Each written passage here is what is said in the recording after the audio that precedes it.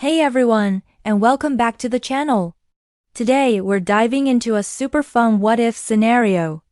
Imagine this. The Smurfs, our favorite little blue friends from the Enchanted Forest, decide to take a day off from outsmarting Gargamel and visit a human-sized theme park. What would that even look like? Let's brainstorm this magical adventure together. First things first, getting there. Papa Smurf, always the planner, would likely whip up a special potion for a temporary size increase. Not too big, of course, maybe just to the size of a human toddler. This way, they can actually ride the attractions without getting lost in a sea of giant sneakers.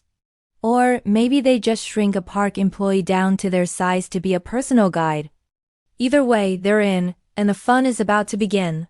Picture Brainy Smurf with a park map, meticulously planning the most efficient route.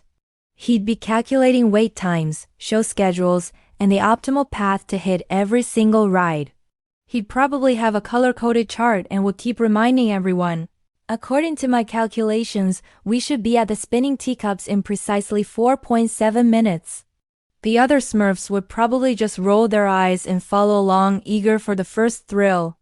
Hefty Smurf, on the other hand, would head straight for the games, the test your strength hammer game.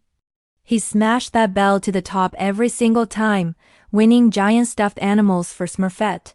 The carnies wouldn't know what hit them. He'd probably also challenge every park mascot to an arm wrestling match. Could he beat a 7-foot-tall pirate parrot?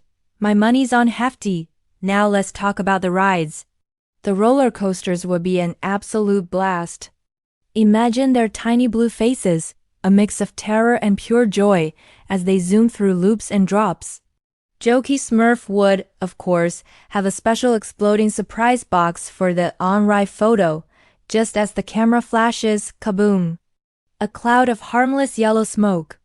The photo booth would print a picture of a dozen bewildered but laughing Smurfs. Classic Jokey. What about food? A single piece of popcorn would be a feast.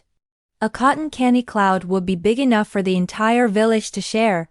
Greedy Smurf would have his hands full, trying to carry a giant pretzel, a churro, and a soda that's bigger than he is. He'd probably try to smuggle some snacks back to the Smurf village, but they'd never make it past Papa Smurf's watchful eye. Smurfette would be enchanted by the fairy tale castle and the parades. She'd be waving to all the princesses and princes, her little heart filled with joy.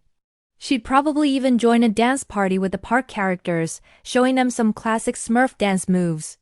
The crowd would go wild for the mysterious tiny blue dancer in the white dress. Of course, no Smurf adventure is complete without a little trouble.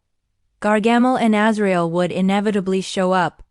Gargamel, disguised in a ridiculous tourist outfit with a big hat and sunglasses, would be trying to catch them with a giant butterfly net. This would lead to a hilarious chase scene through the park. The Smurfs would use their small size to their advantage, weaving through crowds, hiding in popcorn boxes, and maybe even leading Gargamel onto the fastest, scariest roller coaster, leaving him dizzy and defeated.